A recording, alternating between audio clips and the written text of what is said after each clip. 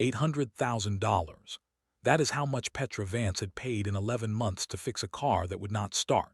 47 specialists, 3 continents, one McLaren P1 sitting dead in a climate-controlled garage, while the world's best automotive engineers shook their heads and sent invoices.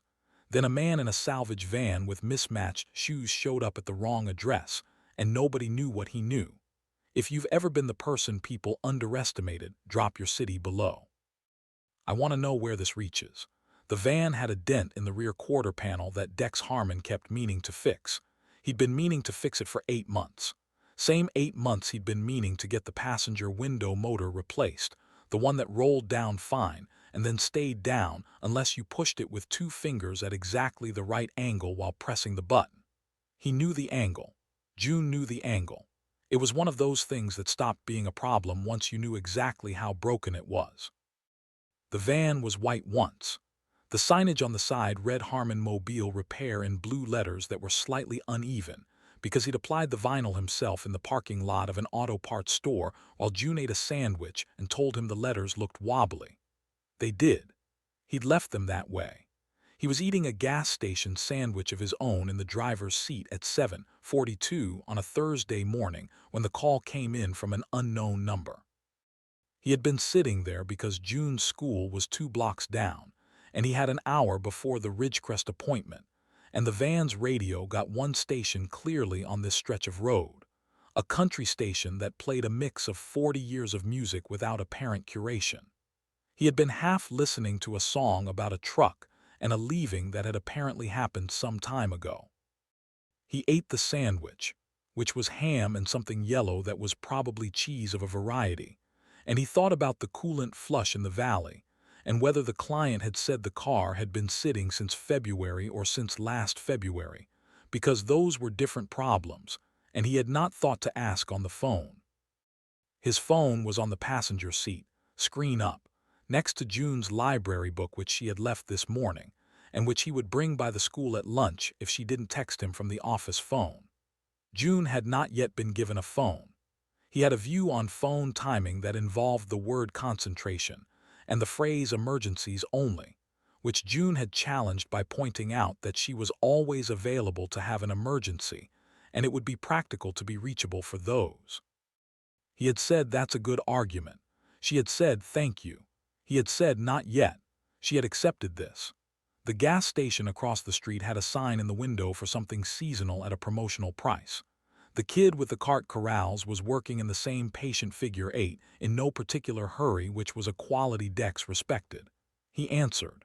A man's voice, clipped, professional, the kind of voice that belonged to someone who scheduled other people's problems. "This is the Vance estate," the voice said. "We were given your number by the county automotive registry.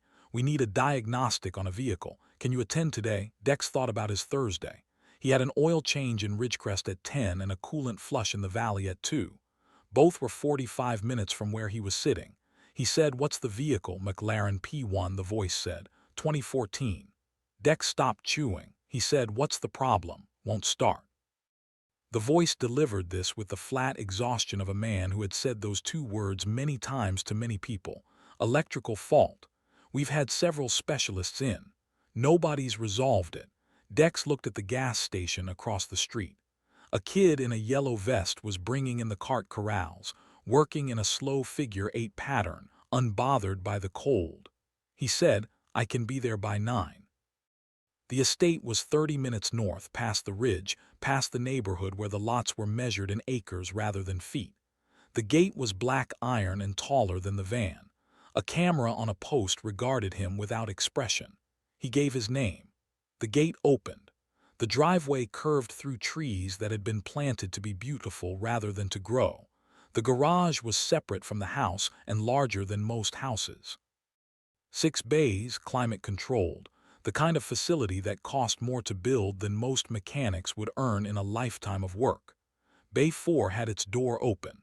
Inside, under lights so precisely calibrated they made shadows look like design choices, sat the McLaren. Dex had not seen a P1 outside of a magazine in 4 years. He had worked on a version of this car's twin-turbocharged V8 hybrid powertrain for 11 months in a facility in Maranello, calibrating it for a specific set of parameters that were not relevant to road cars. He had done this as part of a project that the team's owner still referred to, in public, as the finest powertrain engineering of the decade. He did not think about that as he climbed out of the van and walked toward Bay 4. He thought about the coolant flush at 2 and whether June's inhaler had enough presses left. A man was waiting by the car, 40s, silver at the temples, wearing the expression of someone who had been let down by professionals so many times that he had developed a specific face for new arrivals. A face that said, "I have seen this before. I know how this ends." "You're from Harmon Mobile," the man said. "That's right. Dex Harmon, I'm Callum Reed, estate manager for Ms. Vance." He looked at the van, at Dex's jacket, at the general situation. "I should tell you up front that we've had extensive work done on this vehicle. 47 specialists, including 4 McLaren certified technicians and 2 independent engineering consultants." Dex nodded. "The fault is electrical.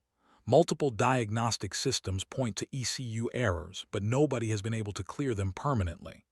They clear the codes, the car runs for one start cycle, and then the fault returns." Reed paused. "We spent," he said carefully, "a significant amount over the past 11 months. "How much?" Dex asked. Reed's jaw tightened slightly. $812,000. Dex looked at the car. It was orange. The specific orange that McLaren used on certain build specifications, a color that looked different in every kind of light. Under these garage lights it was almost gold. The hood was down. The car looked perfect. It looked exactly like a car that cost over $1 million. It also looked exactly like a car whose owners had been chasing the wrong fault for 11 months. He said, "Can I take a look?" Reed looked at the van again. He looked at Dex. He seemed to be conducting some internal calculation about the gap between what he'd expected and what had shown up, and whether that gap was large enough to justify sending the man away. He said, "We normally require a certification of qualification," and Dex reached into his jacket and produced a card. It was a simple white card with his name and number and the state mobile mechanic license number. Nothing else. Reed took it, read it, looked at the back. The back was blank. "I'd like to take a look," Dex said. "No charge for the diagnostic. If I can't tell you anything useful, you owe me nothing." Reed looked at the car. He looked at the card. He said, "I'll need to clear this with Ms. Vance." He stepped away, made a call. Dex walked to the McLaren and stood beside it, not touching, just looking. He had a way of looking at cars that June found fascinating and most other people found unusual. He stood at a particular distance and looked at the whole car first, the way you looked at a patient before you touched them, the way you listened before you spoke. He had learned this from an engineer named Horst in Stuttgart who was 72 years old and had forgotten more about combustion engines than most people would ever learn, and who said that the first mistake men made with difficult machines was getting their hands on them before their eyes had finished working. Dex looked at the McLaren for 3 minutes. Then he crouched beside the driver's side rear wheel well and looked at something underneath the car. He stood up. He went to the van and got a flashlight and a specific tool from the third drawer of his rolling cabinet. The tool was a connector pin extractor, the kind used in high-density automotive harness work. It cost $14. He'd had it for 9 years. Reed came back. "Ms. Vance says you can look," he said. He paused. "She'd like to observe." Dex said, "That's fine." She came out of the house 5 minutes later wearing a coat that was not for warmth but for the morning's agenda, which Dex understood to mean she had somewhere to be and was stopping here on the way. She walked to the garage the way she walked everywhere, with a quality of intention that suggested she had already decided what was going to happen and was now in the process of making it happen. He had seen this quality in people who ran things. Not the performative version, the striding and the projecting, but the real version, the specific kinetic expression of someone whose internal processing happened faster than their movement, so they were always slightly ahead of themselves. His wife Kara had had a version of this. It was one of the things he had recognized in her early, the speed of her thinking underneath the external calm. June had a version too, though hers expressed differently in the quality of her silences before she said something that turned out to be precisely correct. He noticed this quality in people now without examining why he noticed it. It was simply something he tracked. Petra Vance was the kind of person who occupied a room differently than everyone else in it, not because she was loud, because she was precise. Every movement had a purpose. Every glance was information gathering. She had dark hair cut close, no jewelry worth noting except a watch that Dex could tell from 10 feet away cost more than the van, and she looked at the McLaren the way people sometimes looked at things they were trying not to feel too much about. She looked at Dex the way she looked at a problem she had not yet categorized. "You're the mechanic," she said. Not a question. "Yes," Dex said. She came to stand beside him near the car. "Mr. Reed tells me you didn't bring diagnostic equipment." Dex looked at the van. "I brought what I need, which is a flashlight." He held it up, and this. He held up the connector pin extractor. Petra looked at the tools. She looked at him. The expression on her face was not contempt exactly. It was something more controlled than contempt.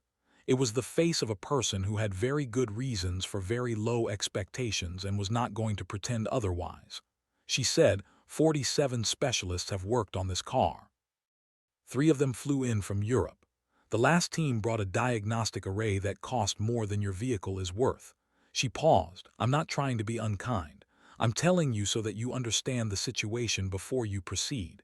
Dex said, "Can you start the car?" She was quiet for a moment. She said, "It won't start. That's the problem, I know. I want to hear it not start." Reed looked at Petra. She made a small gesture. Reed produced a key fob. He tried to start the car. The car made the specific sound of an engine that has received the start command, processed it, and declined. A short electronic stutter, then nothing. The dashboard lit up with a cascade of fault codes. Then they cleared. Then 2 reappeared. Dex crouched by the car. He said, "Has anyone replaced the ground strap on the secondary battery terminal?" Reed pulled out a thick folder from a cabinet by the bay wall. He paged through it. Service records. 47 visits, each with its own documentation. He paged through pages of line items, thousands of individual actions. He looked up. "No," he said. "Nobody touched the ground strap." Dex went to the van and got a parts kit from the second drawer. He found what he was looking for, a rubber-insulated ground strap, the kind used in high-voltage hybrid applications. It came in a small plastic bag. The price sticker was still on it, $11. He worked under the car for 4 minutes. He came back out and said to Reed, "Try it now." Reed looked at Petra. She gave no visible signal. Reed used the key fob. The McLaren started. It idled with the specific low mechanical voice of a twin-turbocharged hybrid V8 that had been correctly assembled in Woking, England. It was one of the better sounds a car could make. It was also a sound that nobody in this garage had heard in 11 months. The 3 of them stood in the bay with the car running. Petra Vance said nothing. Her face did something complicated. It was not happiness. It was something more interior than happiness.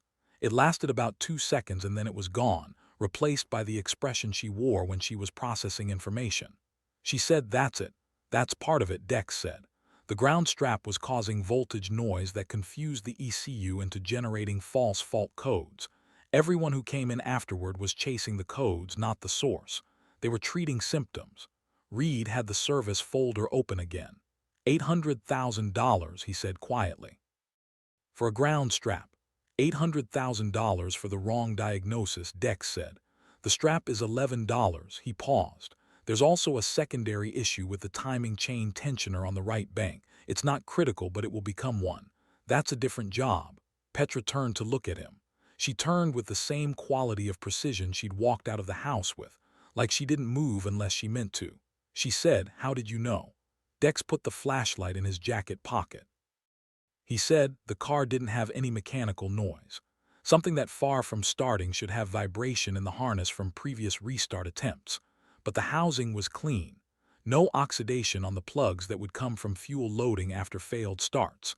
That told me the car wasn't getting to the mechanical stage at all. The fault was upstream of everything they'd been looking at. He paused. When you have 47 people chasing the same codes, the simplest explanation is that the codes are wrong. She looked at him for a long moment. She said, "Where do you normally work?" Dex said, I have a mobile operation, primarily residential. She said, where did you train? He said, various places. It was a true answer.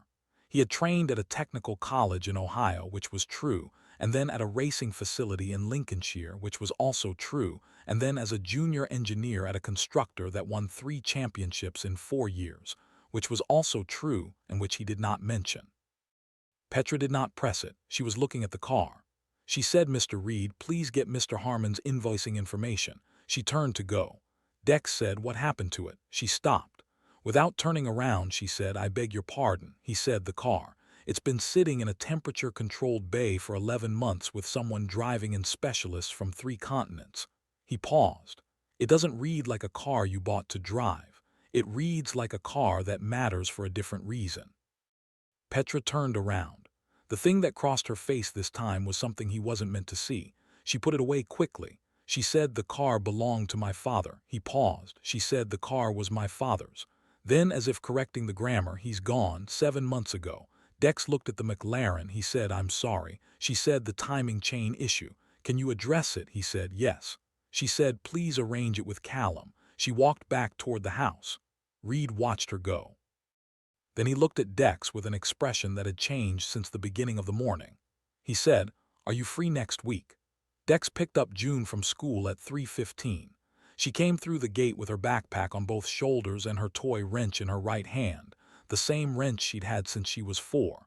It was plastic, bright orange, roughly the size of a banana. She had named it Bracket. She carried Bracket everywhere with the casual certainty of someone who saw no reason to explain herself. She climbed into the van. She buckled herself in. She held up Bracket and knocked it twice against the dashboard in greeting, which was their signal. He knocked twice on the steering wheel. How was school? He said. Good, we did fractions. Fractions of what? Fractions of things. She thought about it. Circles mostly. Dex nodded. What did you do? Fixed a car. A good one. A very good one. She turned Bracket over in her hands, examining it. What was wrong with it? It was confused, he said. It had too much wrong information coming from one bad place, so it thought everything was broken. June thought about this with the same quality of concentration she gave most things worth thinking about. She said, like when I have a fever and everything hurts but it's just the fever. Yeah, Dex said. Like that. They stopped at the pharmacy on the way home. June's inhaler was at the counter waiting. The pharmacist was a woman named Diane who had worked there for 20 years and had watched June grow from an infant in a car seat to a 7-year-old who climbed onto the counter stool without being asked and read the promotional signage for seasonal vitamins aloud. $38.50, Diane said. Dex paid. Outside, June asked, are we going to be okay? He looked at her. She was not asking about today. She was 7 and already understood the difference between a question about right now and a question about the general shape of things. He said, yeah, we're going to be okay. She studied him with the eye of someone who had heard this answer many times and was always in the process of deciding whether to believe it. She nodded, knocked Bracket twice against her knee, got into the van. Their apartment was on the 3rd floor of a building that had once been blue and was now something between blue and gray, the color of things that are slowly becoming something else. The elevator worked. The hallway light on the 2nd floor did not. June had given the broken bulb a name, Gerald, and greeted it politely whenever they passed. He made dinner. Eggs and toast and the specific hot sauce June liked that came in a bottle shaped like a rooster. She ate at the table with Bracket propped against her water glass. The kitchen in their apartment was small in the way of apartments that had been designed before someone decided kitchens should have room to stand in comfortably. The counter space was 2 surfaces roughly the size of filing cabinet tops.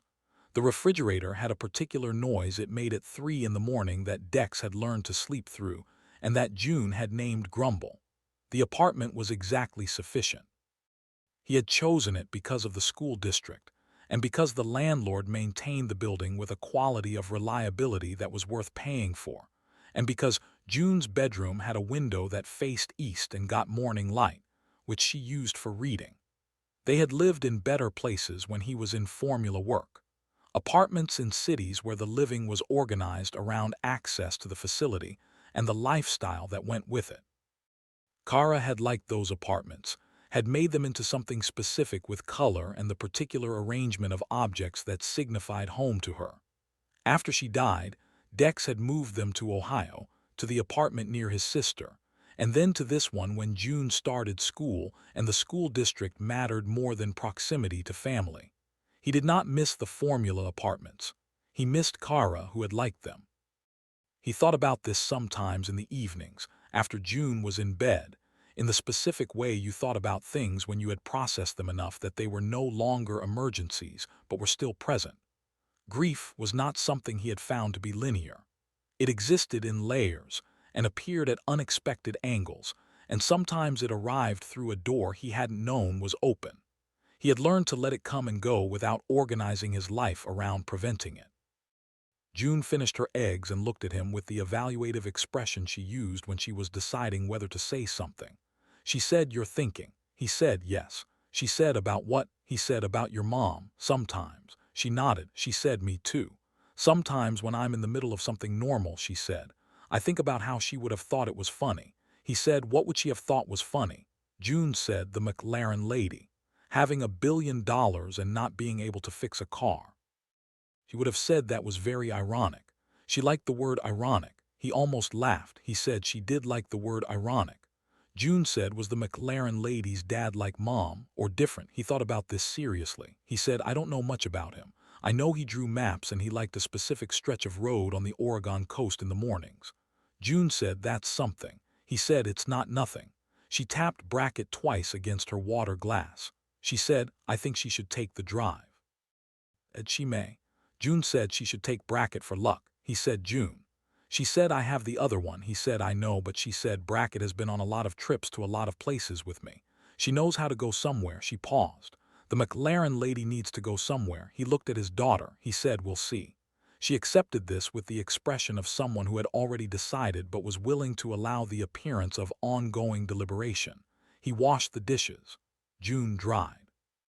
The apartment held its particular nighttime quiet, grumble in the refrigerator, and Gerald the dark hallway light and the distant city traffic. The apartment was exactly what it was. She talked about a girl at school named Sam who had a dog that could open refrigerators, which June considered the highest possible form of achievement. Dex listened. He was good at this kind of listening, the kind where you are fully there even when you are also somewhere else. The somewhere else was the McLaren. He was thinking about the timing chain tensioner, about the right bank secondary circuit, about the fact that the fault had probably been present when the car left the factory and had been sitting quietly underneath the ground strap issue this whole time, waiting. He was also thinking about Petra Vance saying, "My father's gone," in the garage's clean, cold light, with that 2-second expression she hadn't meant to show. He did not know why he was thinking about that.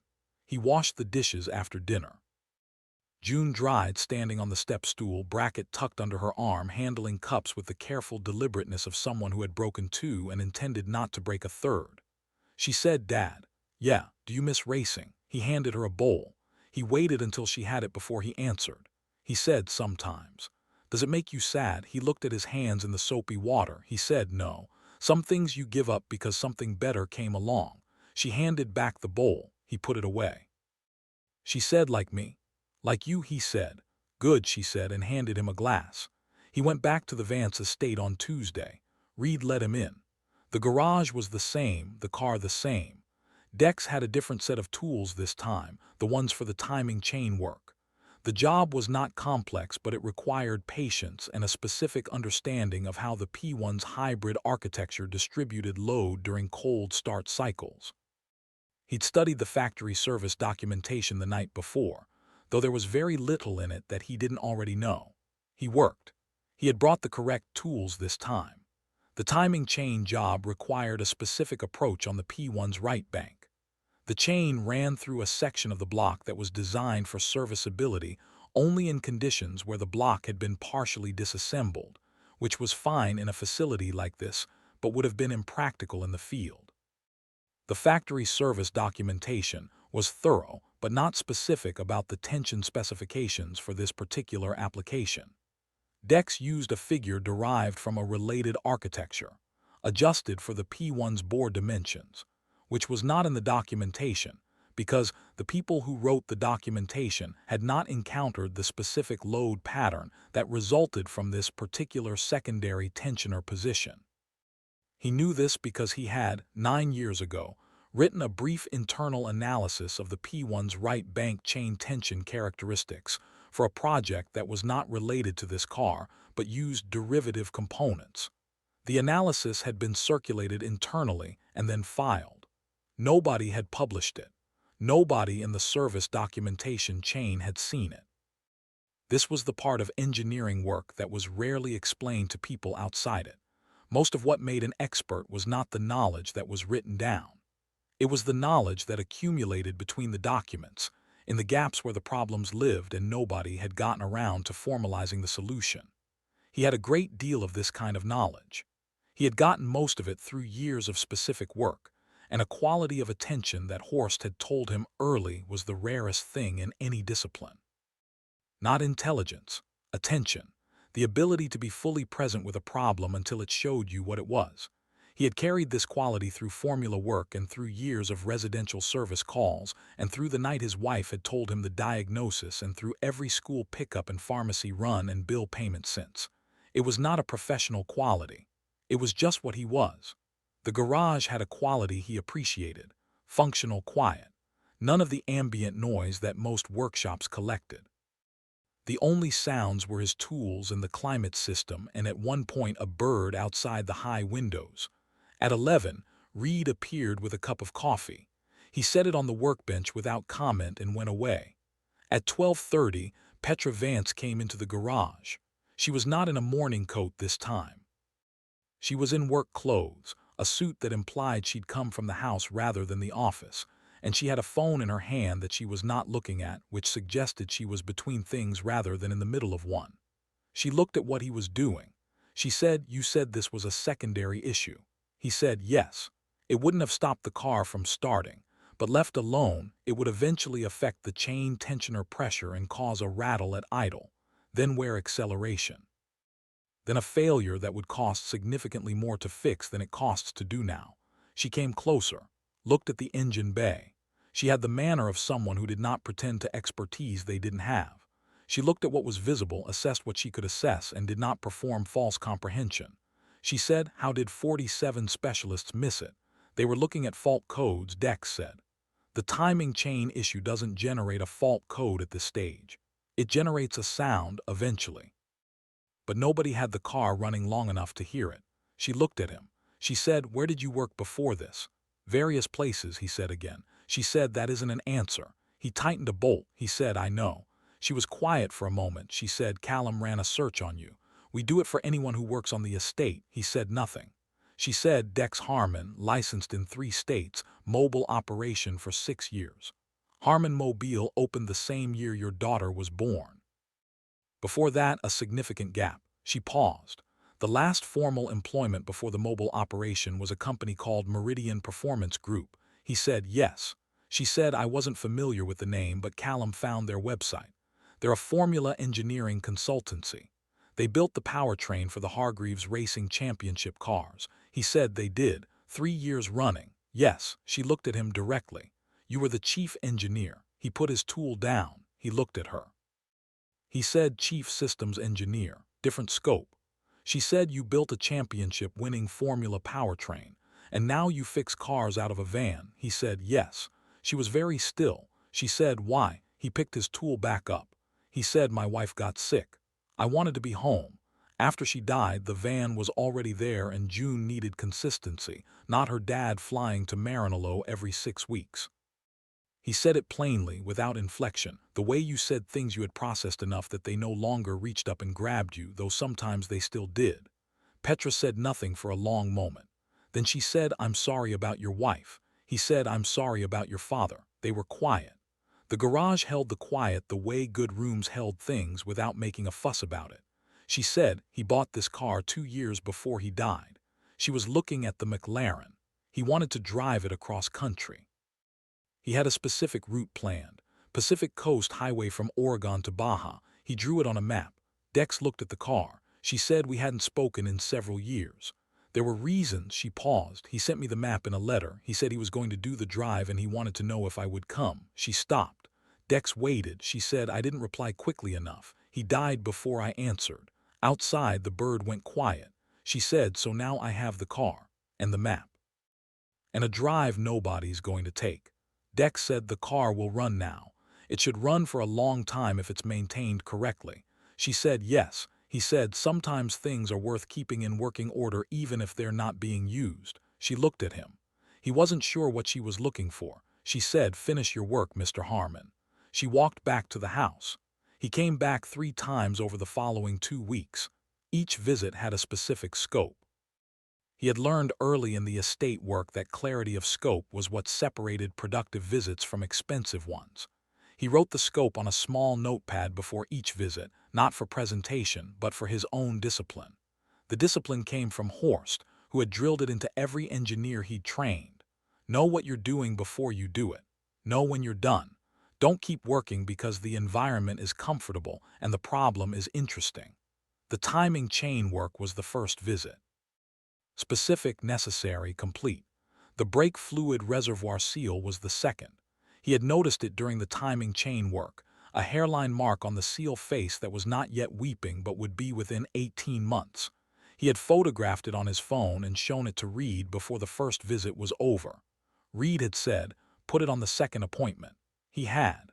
The third visit was the hybrid energy recovery system recalibration. The ECU fault had been present long enough that the learning tables in the HV management system had developed around it, compensating for a problem that no longer existed. The car would run without the recalibration, but would not run optimally. He reset the tables to factory and ran 3 drive cycles on the estate's private road, watching the data, confirming the system was finding its correct baseline. On the private road, the McLaren moved in the specific way that cars designed for serious speed moved when they were asked to move at careful speed. A quality of controlled potential, the kind of car that was mostly manners until it wasn't. He thought about Petra's father drawing his route on the map, about specific notes in the margins, about good light in the mornings on the Oregon coast. He thought the car deserved to make that drive. He drove back to the garage at walking pace and pulled in and shut it off and sat in it for a moment. 900 engines, give or take. This was a good one. He climbed out and left the key on the workbench and went back to the van. The timing chain work finished.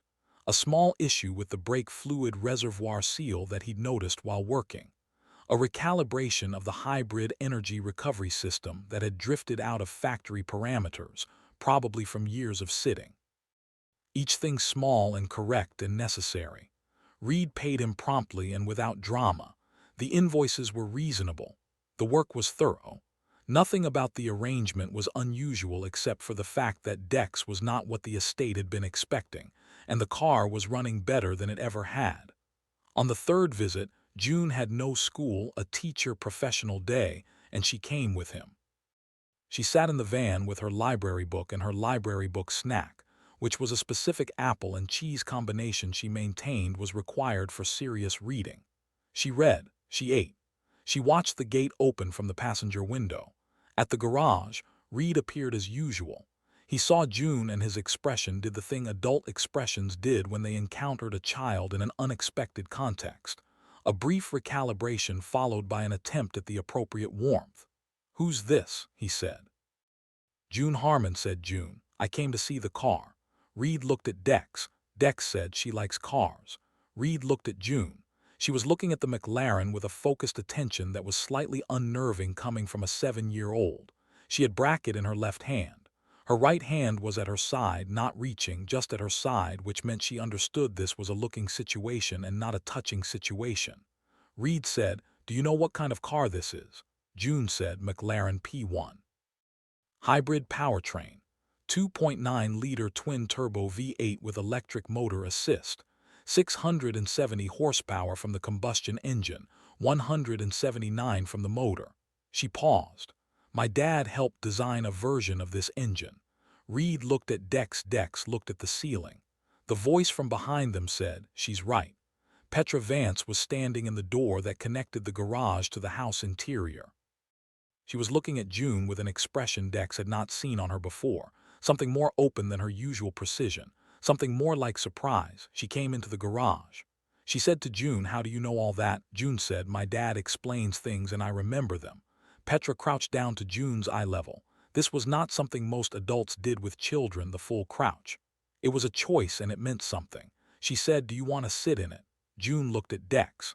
He said, "You can look." Reed opened the driver's door. June walked to the car carefully. She stood on the sill and looked inside without putting her weight in. She looked at the instrument cluster, the steering wheel, the specific way everything was laid out for the speed of thought at 200 miles per hour. She said, "It's orange on the outside and gray on the inside." "That's right," Petra said. June said, "My dad says orange is the color of things that are important enough to see clearly." Petra looked at Dex over June's head. He looked at the floor.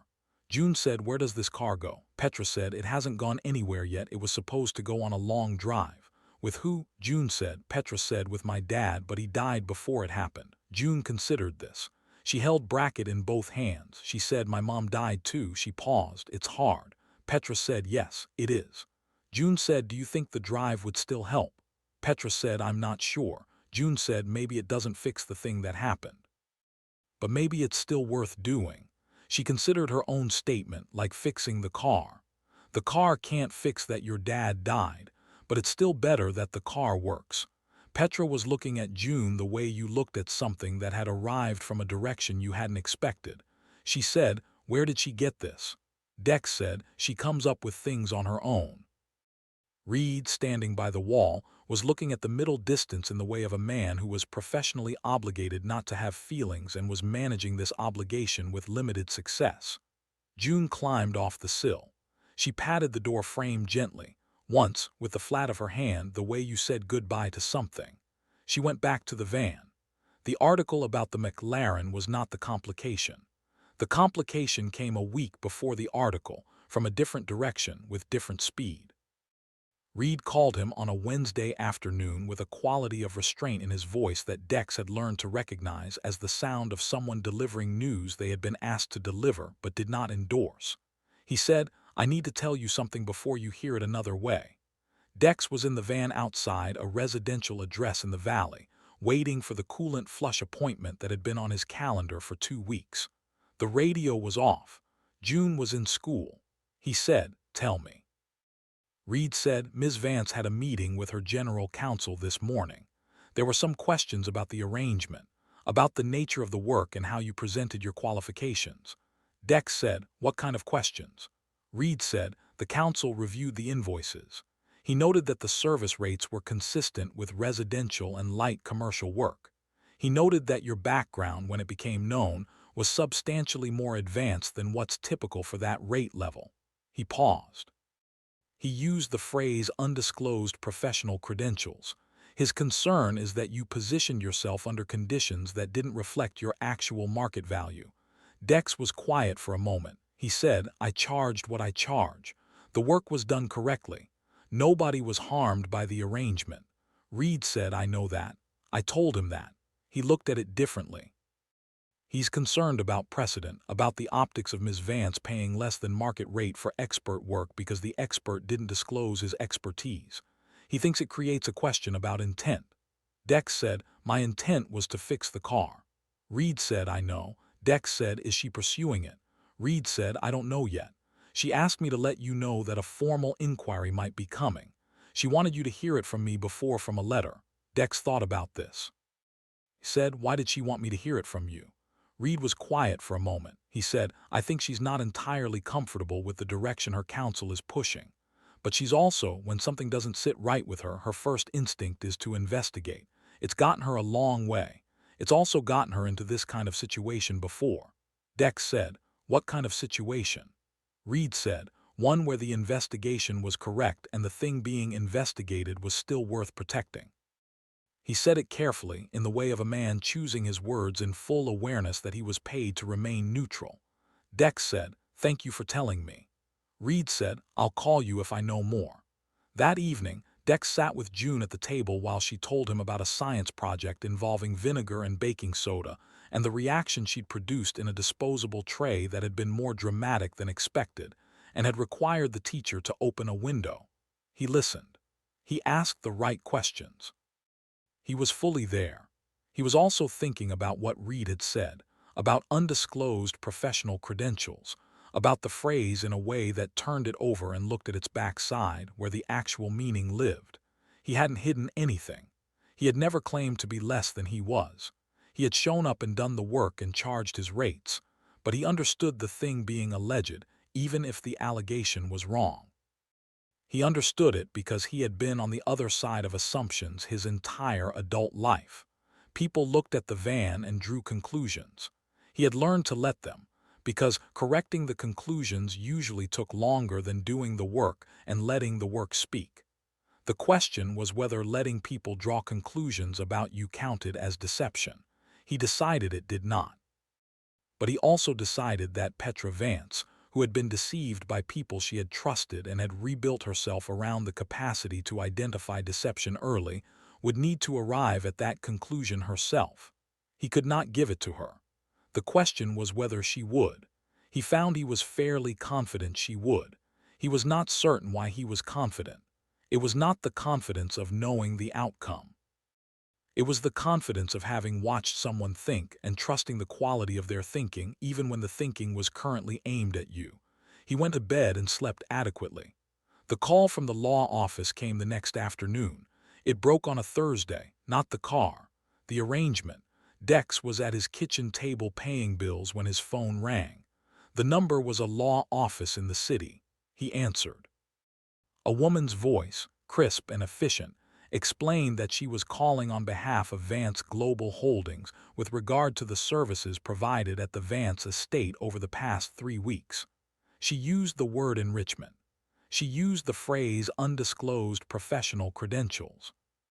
She used the sentence, quote, "Our client believes she was not given full and accurate information about the experience level of the service provider, which may have allowed service rates substantially below the provider's actual market value." End quote. Dex said, "I'm not sure I understand what you're alleging." The woman said, "We're not alleging anything at this stage. Ms. Vance is aware that you formerly held a senior engineering position at a formula racing constructor. She feels that this information was material to her decision to hire you and that she was not given it." Dex said, "I quoted a fair rate for the work. The work was done correctly." The woman said, "Our concern is that you may have deliberately positioned yourself as a residential mechanic in order to obtain access to a high-value asset under favorable terms." She paused. "We'll need to review all invoices and service logs." After the call, Dex sat at the table for a while. He thought about the $11. He thought about 3 weeks of work and Reed's prompt payments and the sound of the McLaren starting in that clean, cold garage. He thought about $812,000. He thought about June's medical bills in the folder on the counter, the inhaler at $38.50, the specialist visit in 3 weeks at $210, which the insurance covered partially. He called Reed. Reed answered on the second ring. "I heard from Ms. Vance's lawyers," Dex said. Reed was quiet. Then he said, "I know. I found out this morning." Dex said, "Is she pursuing this?" Reed said, I'm not certain what she intends." He paused. "I want to be clear that I don't agree with this characterization of the arrangement. You charged fairly for the work. The work was exceptional." Dex said, "Was she told about my background before she hired me?" Reed said she found out after the second visit. Her usual legal counsel flagged it. Dex said, "And she thinks I was hiding something." Reed didn't answer right away. He said, "She's been burned by people who misrepresented themselves to her. It's made her reactive." He paused. "I'm not making excuses. I'm explaining." Dex said, "What does she need from me?" Reed said, "I think she needs to hear your side, directly. I can arrange a meeting if you're willing." Dex looked at the bills on the table. He said, "Yes." The meeting was the following Monday at 10. He spent the weekend not preparing a case for himself, but simply being clear about the facts. He had been a senior engineer on championship-winning hardware. He had left that world for reasons that were his own and were not in dispute. He had built a mobile operation because it let him be home and it was honest work and he was good at it. He had charged his rates. He had done the work correctly. That was the whole of what he had done. There was no second layer to reveal. What he had not done was announce his background. He had not done this for the same reason he did not lead with the story of his wife's death, or June's medical history, or the drawer full of bills in the kitchen. A person was more than the most dramatic facts about them, and leading with those facts shaped the interaction before it had a chance to be what it was going to be. He thought about the 47 specialists. He thought about their qualifications and their equipment and their certifications, and the way they had all arrived and gotten to work and charged for their work and left without solving the problem. He thought about the fact that none of them had done what Horst had taught him to do, which was stand at a distance and look at the whole thing and listen for the quiet. He thought about the ground strap and the $11. If he had announced his credentials at the gate, Reed would have called someone. There would have been a different conversation. The arrangement would have been different. The rates would have been different. And possibly, though he couldn't be certain, the quality of attention he brought to the work would have been different, because when people pay for expertise, they sometimes also pay to feel a certain way, and the feeling competes with the thinking. He had charged for the work. He had done the work. He was ready. Reed met him at the gate and walked him to a room off the main hall that was not the garage. A study with bookshelves on 3 walls and a window that looked out at the same trees as the driveway. The books were real red books, the kind that had markers in them and had been laid flat and put back crooked. Petra was standing when he came in. She said, "Mr. Harmon, please sit down." He sat. She sat across from him, a table between them, a folder in front of her. No lawyer in the room, he noticed. Just her and Reed, who stood by the door with the careful neutrality of someone who intended to be useful without taking sides. She said, "You didn't tell me about your background." He said, "You didn't ask about my background. You asked if I could look at the car." She said, "That's a distinction without a difference if the information was material." He said, "Was it material?" The car started. The work was done correctly. I charged less than any of the 47 specialists before me. Her jaw set slightly. She said, "You had information those 47 specialists didn't have." He said, "Yes. That information is what you hired me for. You hired me because I could solve the problem. I solved it." She said, "My lawyer's concern is that you positioned yourself as a residential mechanic to gain access to a unique asset under conditions you knew were below your market value." He said, "My market value is whatever I decide it is. I left Formula Racing 6 years ago. I've been doing residential and commercial work since. The rates I charged you are my rates." She looked at him. She said, "Why did you leave?" He said, "I told you. My wife was sick." She said, "That's the reason you came back to Ohio. It's not the reason you stayed in a mobile operation after she died." He said nothing.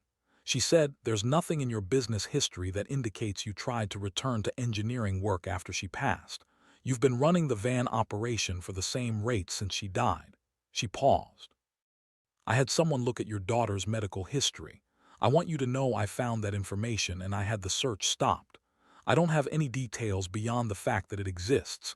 He said, "She has asthma. It's managed." Petra said, "I'm not trying to use it against you. I'm saying I understand something about why the rates are what they are." He looked at her. She said, "You could earn significantly more. In consulting. In any number of roles, you chose not to." He said, "I need to pick June up from school at 3:15.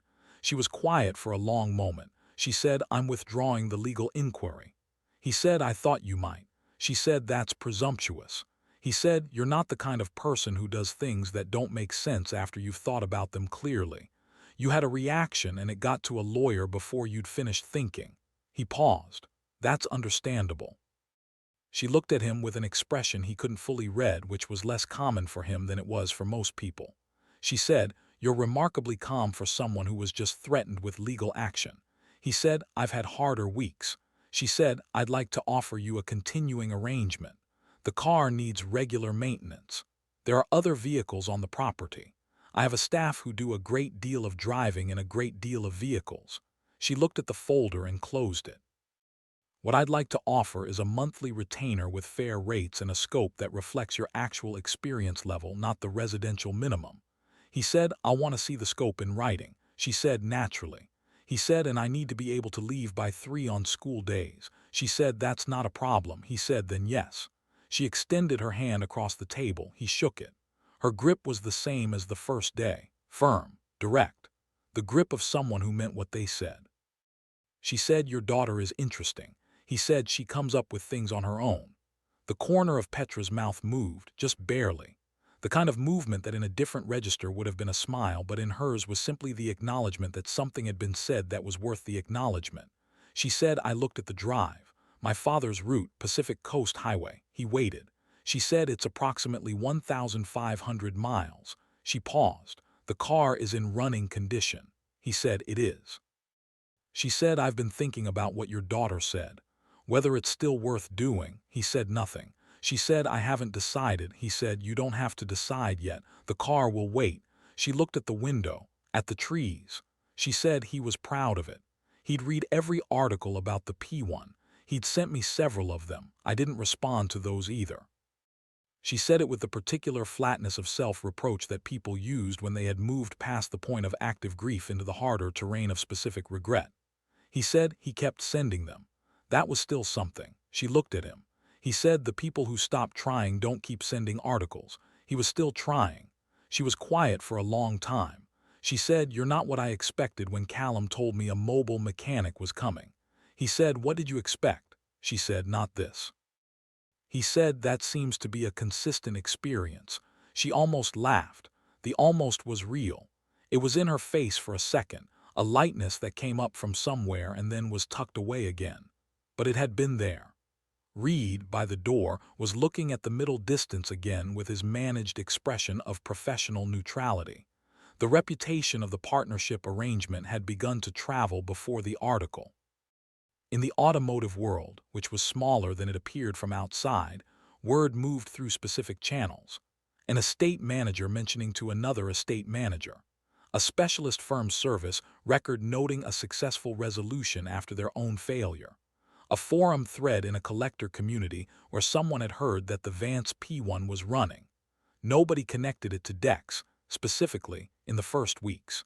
He was a mobile mechanic in a white van with slightly wobbly signage. He was not the kind of person this community expected to be looking for. He had 3 new clients by the second week after the timing chain work, referrals from Reed to properties in the same general geography. Each one had a vehicle of some kind that was either not running correctly or had been poorly maintained. He assessed each one honestly. 2 of them he could handle. One of them had a fault in the transmission control module that required specialized software tools he didn't carry, and he told the client this directly and gave them the name of a facility that had the tools. The client had said, "Most people would have taken the job anyway." He said, "I know." The client had said, "How did you know you couldn't fix it?" He said, "Because I knew exactly what it needed and I didn't have it." There's no dishonesty in knowing the limits of your kit. The client had said that's an unusual quality in a mechanic. He had said it's a usual quality in engineering. He paused. Different context. The client had looked at him the way several people had looked at him recently, with a quality of second-guessing their initial assessment. He had driven away. He was not looking to build a reputation. He was looking to do good work and be home by 3. The reputation was a side effect of the work, and he had learned to let side effects exist without trying to manage them. The managing was what caused problems, usually. 3 weeks later, Dex got a call from a journalist. The journalist was writing a piece on the McLaren situation. Someone at one of the specialist firms had talked. There was going to be an article. $800,000, 1 mechanic, an $11 part. The story had the particular shape that made things go somewhere. The journalist wanted a quote from Dex. He said, "No thank you." The journalist said the story was going to run either way. It would be better with his perspective. He said, "I'll pass." He called Reed and told him. Reed said he'd inform Ms. Vance. Petra called him herself 40 minutes later. She said, "I saw the journalist's inquiry." "Are you concerned?" He said, "Not particularly." She said, "It's going to be a significant story. You'll be named." He said, "That's fine." She said, "It could mean a lot of business for you. More than you'd want, maybe." He said, "I'm not looking to scale up." She paused. She said, "Why not?" He said, "I picked June up at 3:15. Scaling up changes that." She said nothing for a moment. She said, "What if you could scale up and still pick her up at 3:15?" He said, "I'd be interested in how that would work." She said, "I've been thinking about it. An automotive consulting partnership, based here if needed or remote. High-end vehicles. The kind of problems that require someone with your background." He said, "You're offering me a job." She said, "I'm offering you a partnership, different structure." He said, "I have a van." She said, "You can keep the van." He almost laughed, not quite but close. He said, "Let me think about it." She said, "Take the time you need." He said, "Not more than a week. I find I don't get anywhere useful with more than a week." She said, "1 week." He said, "I have a question." She said, "Ask it." He said, "The drive. Your father's route, have you decided?" She was quiet. She said, "I've been looking at the map he sent. The one he drew. He made notes on it, specific things he wanted to see. There's a place on the Oregon coast where he and his brother used to camp when they were boys. He marked it with a small star and wrote 'Good light' in the mornings." She paused. "I don't know if he knew I'd be reading it." He said, "He sent it to you. He knew you'd be reading it." She said, "Yes." He said, "The car can make that drive. Check the systems, it's road ready." She said, "I know you have." He said, "I noticed when I was under the hood last week. Everything's in order." She said, "You checked without telling me." He said, "You were going to ask. I saved us both a conversation." She was quiet again. Then she said, "You're very perceptive for a mechanic." He said, "I'm not just a mechanic." She said, "I know, that's what I mean." He sat with that for a moment. He said, "1 week." She said, "1 week." The article ran on a Thursday. It was, as the journalist had promised, a significant story. But the more significant thing happened the day before the article. Petra called him. She said, "I've decided to make a statement to the journalist." He said, "What kind of statement?" She said, "The kind that tells the true story instead of the sensational one." He said, "What's the true story?" She was quiet for a moment. She said, "The true story is that 11 months and a great deal of money produced exactly what happens when competent people are given the wrong information to work from. They solved the wrong problem." She paused. "The correct solution came from someone who looked at the problem differently, charged fairly, and was more interested in solving it than in the fees attached." He said, "You don't have to defend me publicly." She said, "I'm not defending you. I'm correcting the record. There's a difference." He said, "What's the difference?" She said, "Defending implies I have a stake in your reputation. Correcting the record means I have a stake in accuracy." He considered this. He said, "That's a careful distinction." She said, "I'm a careful person." He said, "Will it help?" She said, "It will change the story from billionaire fooled by expert to billionaire system failed, competence prevailed. That's a more accurate frame and a less entertaining one. It will still spread, but differently." Said, "And you don't mind the attention?" She said, "I've had attention before." She paused. "What I mind is being characterized as someone who can't tell expertise from its absence. 47 specialists over 11 months is embarrassing regardless, but the reason matters." He said, "The reason was the wrong information." She said, "The reason was that I was in grief and I let the problem become a project. I gave it to people who were qualified to run projects and told them what the problem was."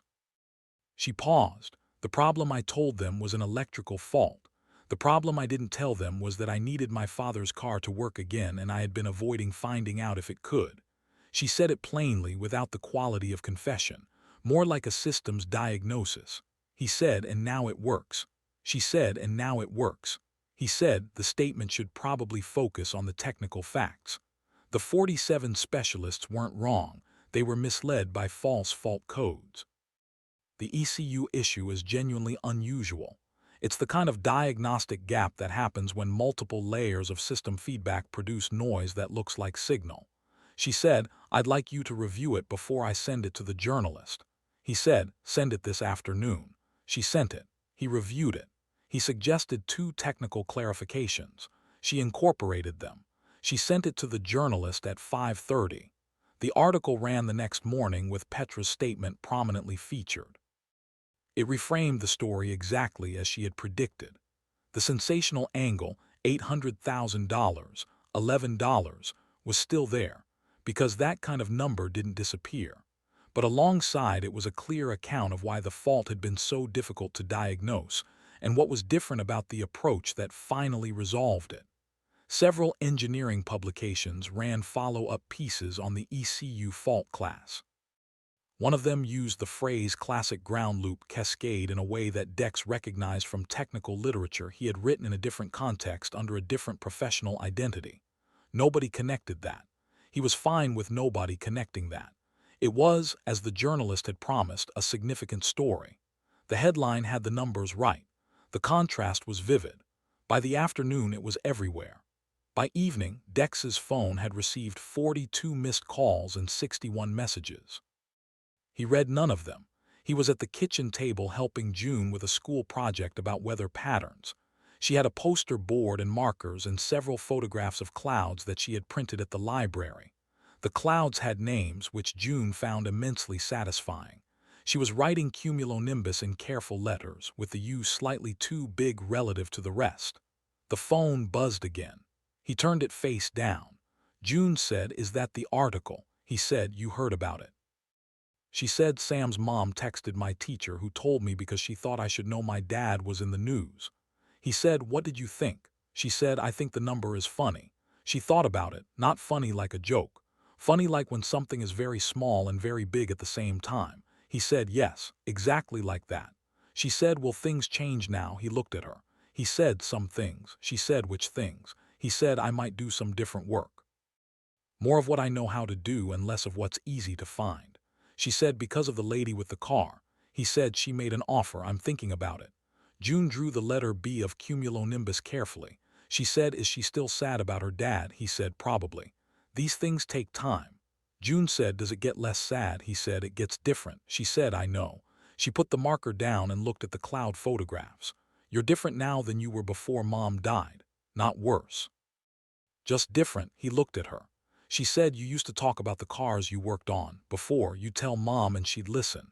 She'd pretend to understand more than she did and you knew but you didn't say anything." June picked up the marker again. "I remembered that recently." "I don't know why I remembered it." He said, "I used to tell her everything." She said, "I know.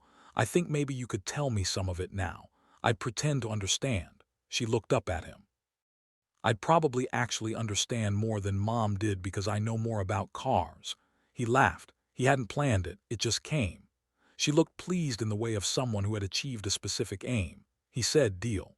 She said, "Tell me about the championship." He looked at her. She said, "I've always wanted to know. You never talk about it." He looked at the table, at the cumulonimbus poster, at the window, at his hands. He said, "The first one was the hardest. We'd been working on a particular fuel injection timing problem for 18 months. Everyone thought it was solved 3 different times. It wasn't. The breakthrough came from a mistake someone made during a test session that showed us what we'd been missing." She said, "What mistake?" He said, "The wrong specification loaded into the ECU by a junior engineer who thought he was running a different file. The car performed better. Nobody could explain it for 6 hours. Then we figured it out." She said, "Like the McLaren, wrong codes." He said, "Exactly like the McLaren." She said, "So you've seen this before." He said, "The specific problem is different every time, but the shape of it is the same. People get focused on the wrong information and they can't stop looking at it even when it's telling them nothing." She said, "How do you look at the right information?" He said, "You look at what's not making noise. What should be present that isn't." He paused. "Every system that's working correctly is quiet. You follow the quiet until you find where it stops." June wrote the S of cumulonimbus. She said, "That's how I find my inhaler in the morning. Everything is where it's supposed to be except the inhaler, so I go to where the wrong thing is." He said, "Yes." She said, "That's good engineering." He said, "That's excellent engineering." She capped her marker. She held up the poster to look at it critically. She said, "The U is too big." He said, "It gives it character." She looked at him, then at the poster. She put it down and picked up the marker and made the other letters slightly larger to match. He called Petra on Sunday evening. He said, "I'm in." She said, "I expected your call tomorrow." He said, "I finished thinking." She said, "What decided it?" He said, "My daughter pointed out that it was good engineering. Once she'd pointed that out, there was nothing left to think about." He paused. He said, "I also thought about the 47 specialists. I've been thinking about them since the first day in the garage. They all came with credentials and equipment and documentation. They were all qualified. Every single one of them knew more about the formal taxonomy of fault diagnosis than I know now." She said, "But they couldn't fix it." He said, "They knew too much. They trusted the codes because the codes were generated by a system that should have been reliable, and they couldn't see past what the system was telling them. He paused. I grew up looking at cars in my father's driveway in Ohio before there were ECUs. You diagnosed by listening and looking, by finding where the quiet stopped. It's not better or worse than the formal approach. It's different. Sometimes the different thing is what's needed. She said 47 times the same approach failed. He said yes. She said, and you looked at it once. He said, I looked at it with different eyes, that's all. She was quiet for a long moment. He had noticed that her silences were not hesitation. They were processing. She was someone who received information, ran it against what she knew, and then responded from a position of completion rather than reaction. He found this quality familiar. He had worked for years with people who shared it. She said, I've been thinking about what happened in the meeting room. He said, which part? She said, when you said you hadn't hidden anything, you'd simply charged what you charged. She paused. I've been in business for 22 years. I've had people hide things from me that had very large consequences. I've had employees with hidden relationships, hidden interests, hidden intentions. I've had counterparties in deals who were building toward an exit I didn't know about. She paused again. What I haven't had is someone who showed up and was quietly more than they appeared and charged less than they were worth, and did the job better than anyone with twice the credentials had done. He said, it's the same job at any credential level. I just have more of the background. She said, you're making a very ordinary thing out of something that isn't ordinary. He said, ordinary is underrated. She was quiet again. She said, when you found the ground strap fault. What was the actual moment? What did you see? He said, there was no corrosion on the high voltage harness mounts in the rear wheel well. In a car that's been started dozens of times over 11 months, especially with diagnostic equipment hooked up and drawing current, you'd expect to see trace oxidation. The absence of it meant the electrical system had been isolated early in each failed start cycle. The engine wasn't getting to the point of loading the harness because something upstream was cutting the sequence off. She said, and you recognize that. He said, I've seen what happens when you flood an ECU with false data from a bad ground. It produces exactly the pattern your system was showing. Multiple fault codes across disconnected systems. No consistent mechanical fault visible. The car trying to run and being told by its own brain that it can't. She said, and the timing chain tensioner. He said, that was the second thing. Once the car was running, I could hear it. It's a specific frequency signature at idle. You can hear it if you know what to listen for. Nobody else had gotten the car to run, so nobody else had had the chance to hear it. She said, you can hear a timing chain tensioner issue at idle. He said, if you've listened to enough engines over enough years and you know the specific acoustic signature for the specific model, yes. She looked at him. She said, how many engines? He thought about it. He said, 11 years of full-time powertrain engineering. Probably somewhere around 900 individual engine builds at different development stages. Not all P1 architecture, different configurations. She said 900, he said approximately. I stopped counting years ago. She said, and you charge residential rates. He said, I like residential work. She said, that isn't a complete answer. He was quiet for a moment. He said, when I was 28, I had a mentor named Horst who was the best engine engineer I ever knew. He retired at 72 from a career that was entirely formula, entirely technical, no margin work. He had 3 championships and a reputation and a modest house in Stuttgart. He told me once that the best engineers he'd known were the ones who would have done the work for nothing, because the work itself was the point. He said the money was what you arranged so you could keep doing the work. He said never let the money become the thing. He said, I charge what I charge because it lets me work and it lets me be home. Those are the 2 requirements. Everything else is optional. Petra looked at him. She said, he sounds like someone worth learning from. He said, he was. She said, is he still alive? He said, he died 3 years ago. We exchanged letters occasionally. He always signed them with the same line. He said, the work continues. She said, what decided it? He said, my daughter pointed out that it was good engineering. Once she'd pointed that out, there was nothing left to think about. A pause. She said she sounds like an unusual child. He said she is. She said I'd like to discuss the terms this week if you're available. He said Tuesday works, before 3. She said I'll have something drafted. He said Petra. She said yes. He said the drive, you should take it. She said I'm not sure I'm ready. He said you don't have to be ready, you just have to start. Ready is something that happens on the road, not before it. She was quiet. He said the car will run. I'll make sure of it before you go. She said I know. He said he sent you the map. Take the drive. She said yes. I think I will. He said good night, Petra. She said good night, Dex. The partnership agreement was signed on a Wednesday afternoon in the estate study, the same room as the earlier meeting. Dex had read every clause. He'd had one change, a specific provision about schedule flexibility, 3 p.m. hard stops on school days, which Petra had added without objection and initialed in the margin. Reed witnessed the signatures. He seemed pleased in the way of a man who had watched a situation develop properly from its beginning to its resolution, and felt confirmed in his assessment. After the signing, Petra asked if June would like to come and see the car start. Dex called the school. The principal said she'd pass on the message.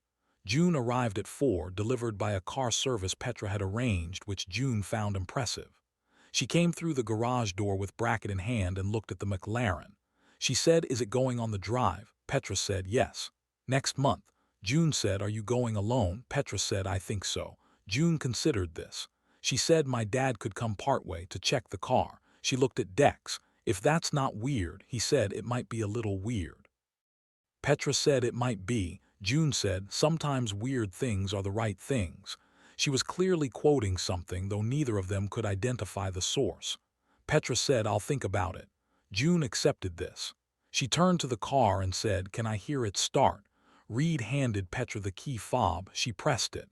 The McLaren started. The V8 found its idle. The electric motor's contribution was silent, felt rather than heard, the particular way hybrid systems made the car feel fuller than its sound suggested. June listened. She knocked bracket twice against her knee. She said, "Good." Petra said, "Yes." They stood in the garage, the 4 of them, while the car ran. Nobody said anything. The sound filled the space without overwhelming it. After a moment, Petra pressed the fob again and the engine went quiet. The quiet after a well-running engine was a specific kind of quiet. Dex had spent years in rooms where that sound was the product of years of work, and he had learned to hear what it meant. He heard it now. June was looking at the map on the workbench. Reed had produced it earlier, the folded paper map with her father's handwriting, the penciled route, and the small starred annotations. June said, "Good light in the mornings." Petra looked at her. June said, "That one." She pointed to a star on the Oregon coast. She was not reading the handwriting. She had guessed from the shape of it, the star, the small block of text, what it probably said. Petra came to stand beside her. She looked at the map. She did not say anything. June said, "My dad says some things are worth keeping in working order even if they're not being used." Petra looked up at Dex. He looked at the floor. June said, "I think the drive is like that. You keep it in working order so you can take it when you're ready." She thought about this. "And you're ready because you take it." She put bracket down on the workbench, gently next to the map. She said, "You can keep bracket for the drive if you want. She's good luck." Petra said, "I couldn't take your wrench." June said, "I have another one at home. This one should go somewhere important." Petra looked at the orange plastic wrench sitting next to the hand-drawn map on the workbench of her father's garage. She looked at it for a long time. She said, "Thank you, June." June said, "You're welcome." She looked at Dex. "Can we get food? I'm hungry." That night Dex sat at the kitchen table after June was asleep. The apartment was quiet. Gerald, the broken hallway light, was presumably still broken in the hallway. The van was in the lot below. Everything was where it was supposed to be. He had an old photograph. He had not looked at it in 3 years. He had kept it in the top drawer of the dresser, face down, because there had been a period when looking at it did something to him that he could not make manageable. The photograph was from the second championship year. The whole engineering team in the facility in Lincolnshire, 32 people, standing in front of the car they'd built. Dex was in the second row, third from the left, 29 years old, squinting into the camera because the sun was behind the photographer. His wife Cara was not in the photograph. She had been at home in Ohio with June, who was 1 year old.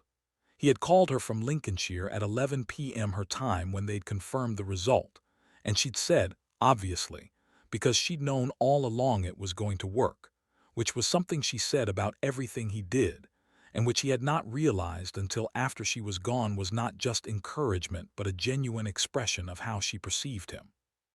He set the photograph on the table in front of him, facing up. He sat with it. Outside, the city was doing what it did at this hour, the low, continuous noise of a place that did not fully sleep. He could hear it through the window. He had told June tonight about the second championship, the third one, the fuel injection problem, and the breakthrough that came from a mistake. She had listened the way she listened when things mattered. He had felt telling it, the particular quality of something that had been stored in the wrong place for a long time being put somewhere it could breathe. He did not know what came next, specifically. He knew the terms of the partnership. He knew he would drive to the estate on Tuesday and spend the morning on 3 vehicles that Reed had specified needed assessment. He knew he would leave by 3. He knew that somewhere in his drawer was June's second plastic wrench, the green one she kept at home. He knew that the original, orange, named Brackett, was in the garage of the Vance estate next to a hand-drawn map with small stars in the margins. He knew Petra would take the drive. He was sure of this the way he was sure of things that had the right weight to them when you held them. He turned off the kitchen light. He went to check on June. She was asleep on her side, one hand curled under her cheek. The nightlight was on, the one shaped like a star that she'd picked from a rotating rack at a pharmacy 3 years ago and had kept ever since. In its light, her face was entirely at peace. She breathed with the quiet regularity of someone who had no immediate problems worth waking for. He stood there for a minute. Then he went to bed.